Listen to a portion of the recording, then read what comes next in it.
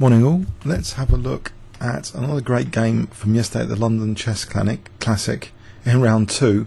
Hikaru Nakamura playing Vladimir Kramnik. So how did this go? Nakamura kicked off with e4, and after e5, knight f3, knight c6, d4. Bit of a surprise, instead of the usual Roi de Pez, bishop b5 instead, Scotch game. So e takes d4, knight takes d4 is played, and now knight f6. Hikaru takes on c6, b takes c6, and now queen e2.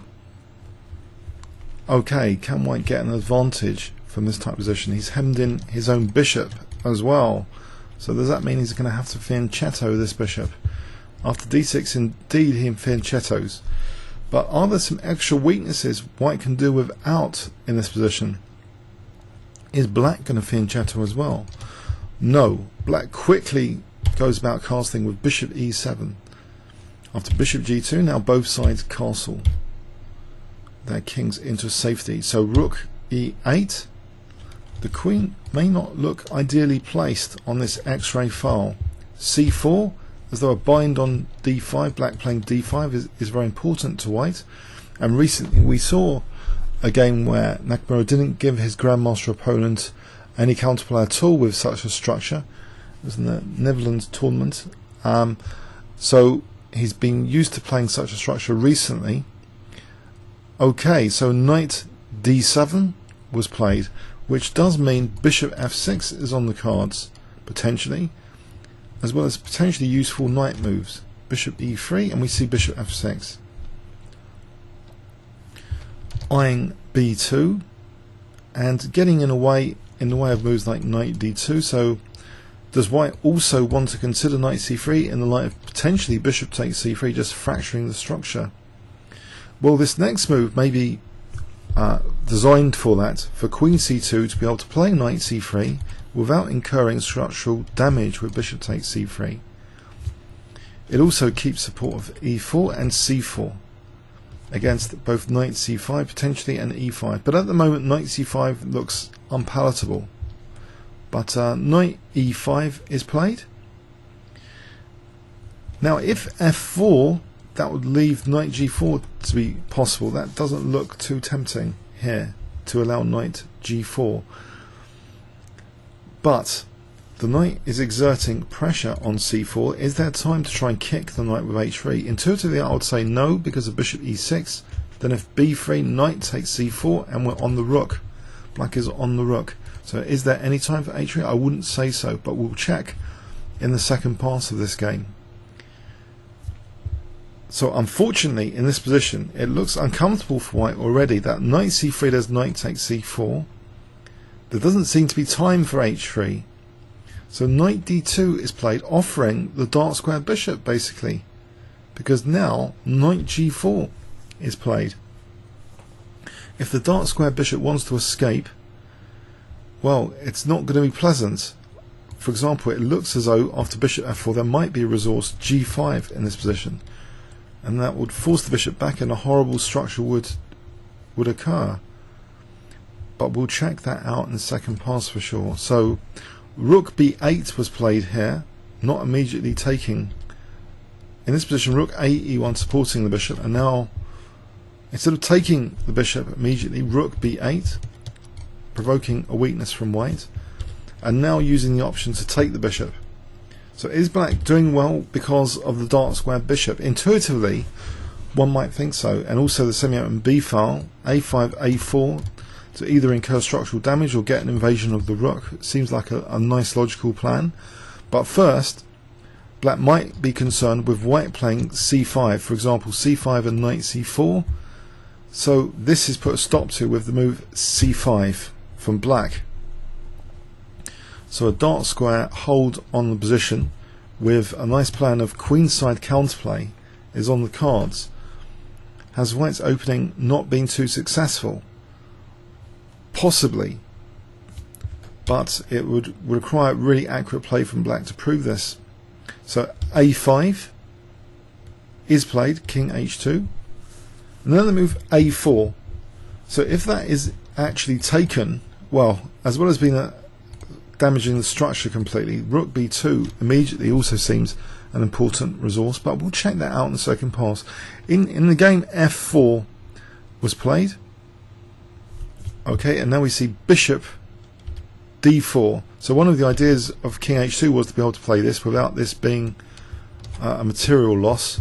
So rook e2, and now g6 is played, which gives the bishop g7 to stay on the fianchettoed line. So knight f3.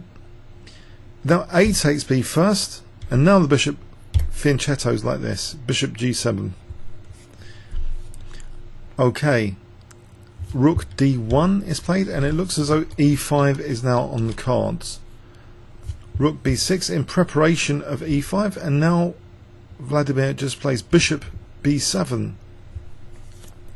But what about this default and the potential for white doubling? That's going to be tested, surely. Or is it? No. White doesn't simply double rooks here, but instead plays rook d to d2. You might have thought rook e d2, but no, this is the move that was played. And we'll check the possibilities soon in the second pass. Queen a8, asking the knight to do something. But actually, a little surprise, e takes d6. So holding on like this to the knight tactically, dynamically. What is going on here? You might ask. I think it's too dangerous to try and take this knight. Black plays first rook takes e2, rook takes e2, and it seems far too dangerous to take this intuitively because of bishop takes, queen takes, and then rook check, and then d7. But we'll check that out later in the second pass. So rook takes d6, ignoring that knight being loose. You might think, well, what about c takes d6? Was that also possible? It looks as though c takes d6 might indeed have been possible. Okay. Now this knight really is being attacked, and it moves to e5. Where else? Okay. Maybe knight g5 could be considered. Was that an option? Possibly. But okay, black exchanges off the bishop here, and now just takes on e5, and it looks as though white has some weak pawns after the storm has passed now. It's a much more simplified position. Although black has double pawns here, white's e5 pawn looks weak, and b3 potentially bad. We see rook e2, and the evasory queen f3 now, which looks unpleasant. Black might actually now be threatening rook b6, victimizing that b3 pawn. It's not so easy to get to these double pawns in this position.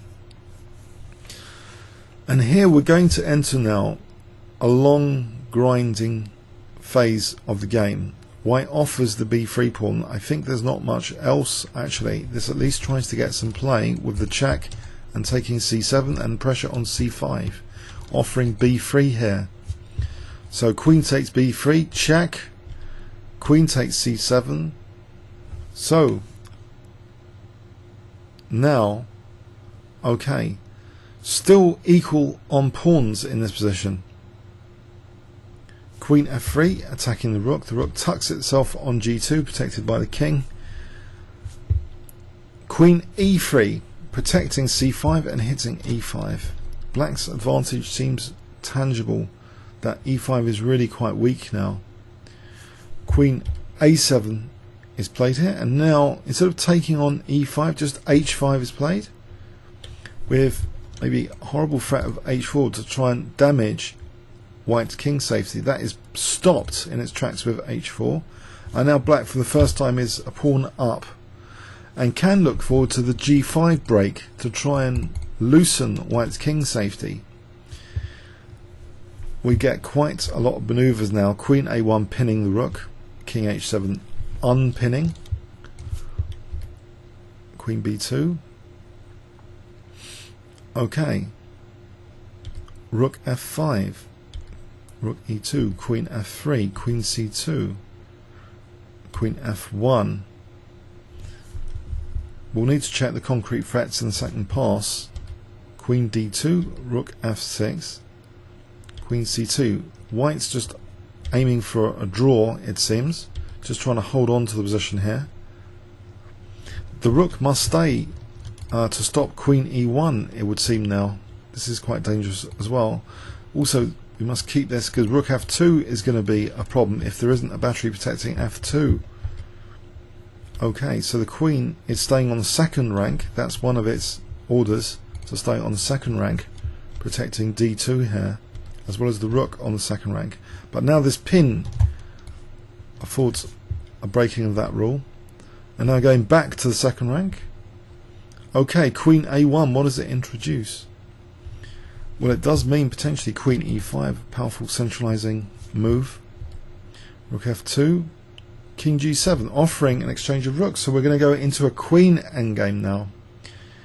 Can black actually win this? Rook takes, queen e2, queen d4.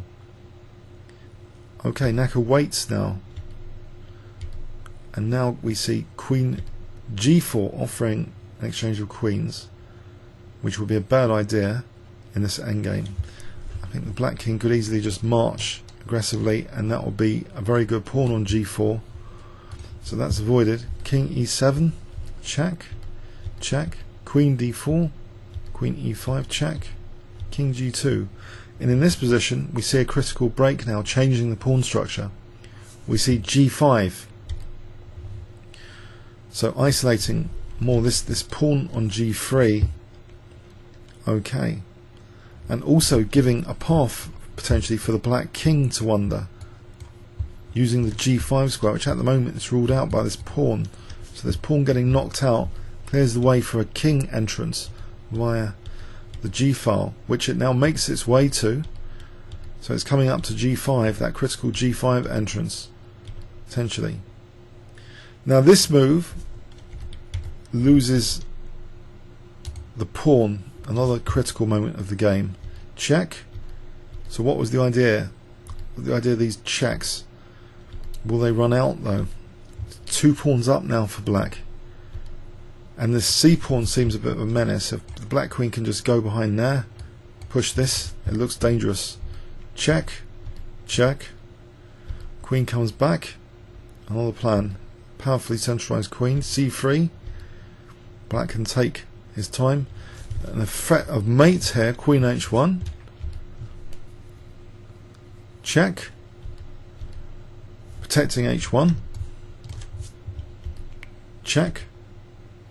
Now queen e2 threatening mate again. King h3. Now c2. Okay, so g4 is played in this very difficult position. Okay. And Vladimir doesn't take that with the queen or the pawn. He just plays check here. After king h4, queen g5. And now he takes with the queen. 3 pawns up, check. It looks all over. c1 queen. After check, king g5. Hikaru resigns. Vladimir got his revenge for the Olympics, where he lost in an amazing game to Hikaru. And that puts Vladimir Kramnik on 2 out of 2 this long grinding game. 87 moves. Let's have a quick look from an engine point of view.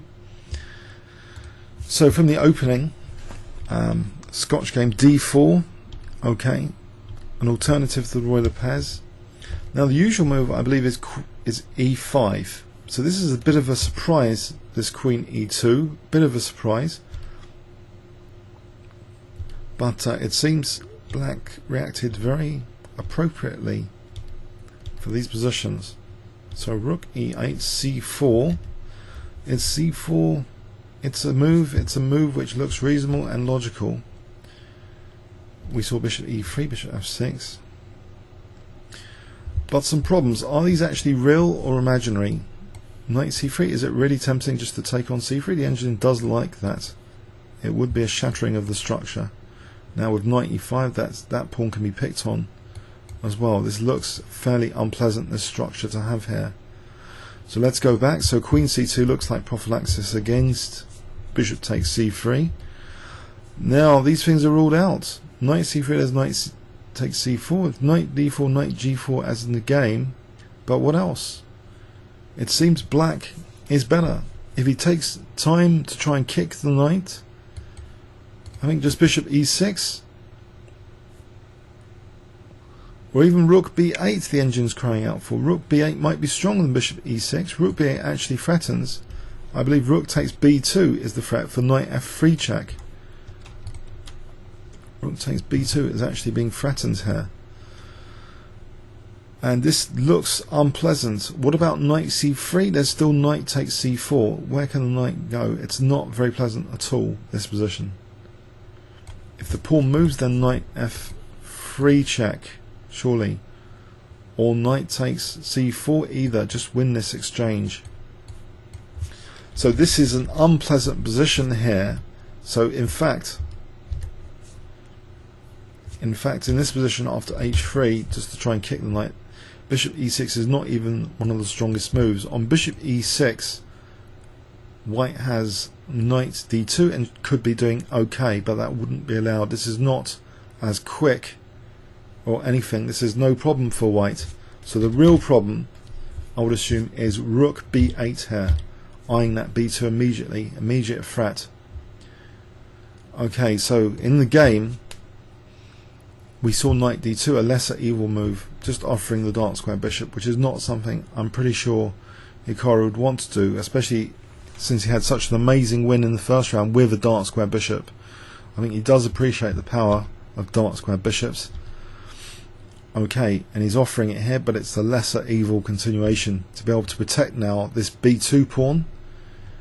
Okay, but black has that grip on the dark squares and stands slightly better technically.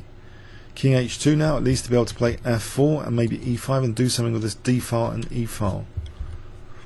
a4. Now if this was taken, let's have a quick look at this. Rook b2 is pretty strong, it seems. Immediately just getting a pawn back here, that's fine. With advantage, just breaking up all of white's pawns, just in case you're wondering. So f4, okay, bishop d4, the rook goes back. g6, preparing to fianchetto in retrospect.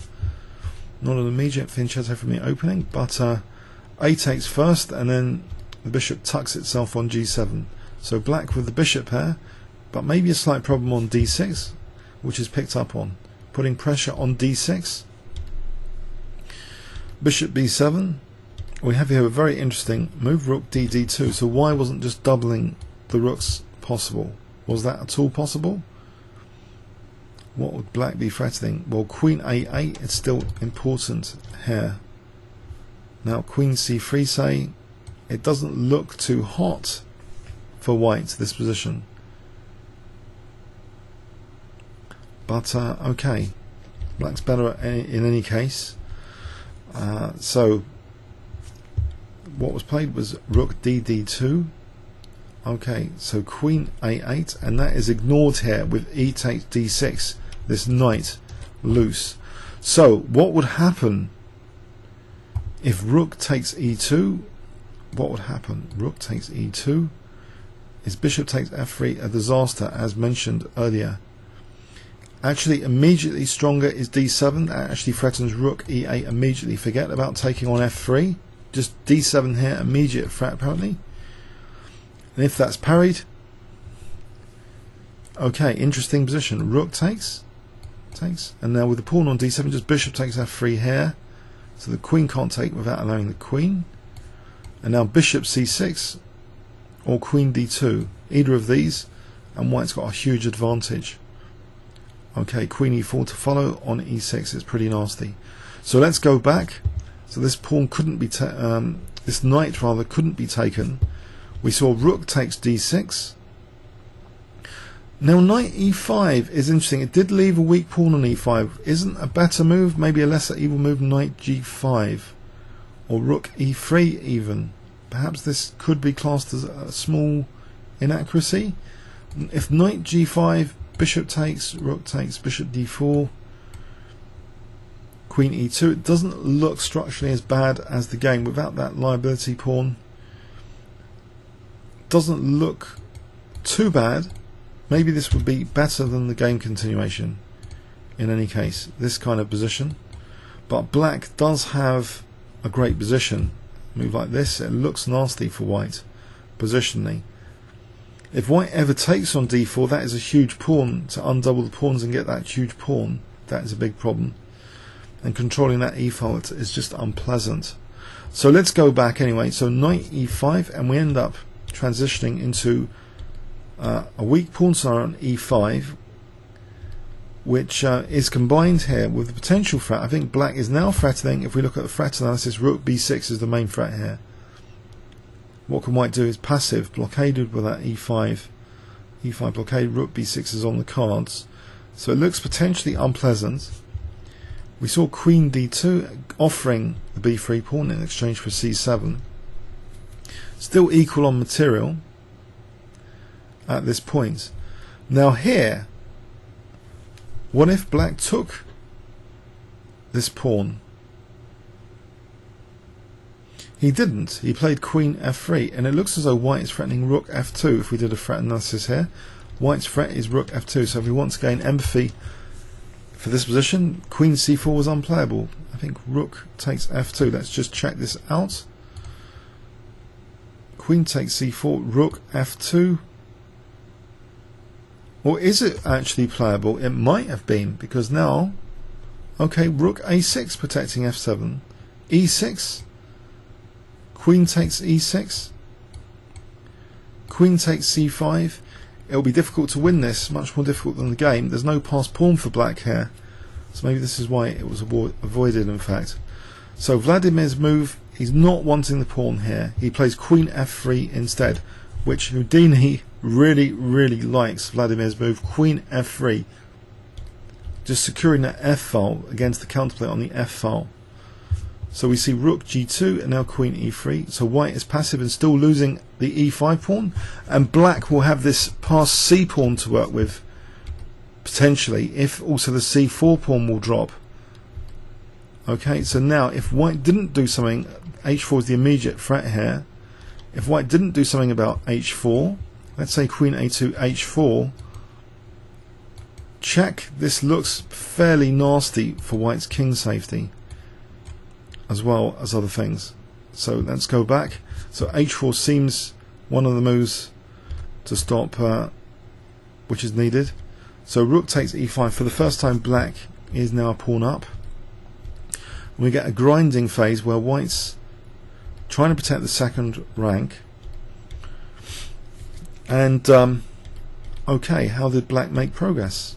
Black made progress soon in this position. Well, did white need to go for the exchange of rooks? Maybe he just wanted to get to the queen ending, and rook f2 seems one of the strongest moves from an engine point of view to go for this. But it proved difficult. It still proved difficult. Vladimir's got a long-term plan of playing g5 and then getting his king down like this. If he can break that bind on the g5 square that white has, that protection of the g5 square. So black plays for g5, makes way for his king to crawl up the board. Okay, and now c4 is dropping in this position. Was this actually a blunder after f6? Queen c2 is the threat that black has to win this pawn here. Was this a key blunder? If queen a6, it still seems miserable with the king able to come up the board. So let's imagine this scenario, king g5, the king's making progress now. And winning that pawn, it just looks absolutely miserable. These checks, one would assume they would run out. Now this is also interesting. This kind of scenario still seems bad because of this pawn, even though only just one pawn up. It's bad with this passed c pawn. There's still winning chances for black. So let's go back. So in the game, yes, this goes 2 pawns down for white now, and it's more clear cut though. 2 pawns down, the queen recentralizes, and it's all over really. okay. The rest, well, it's all over.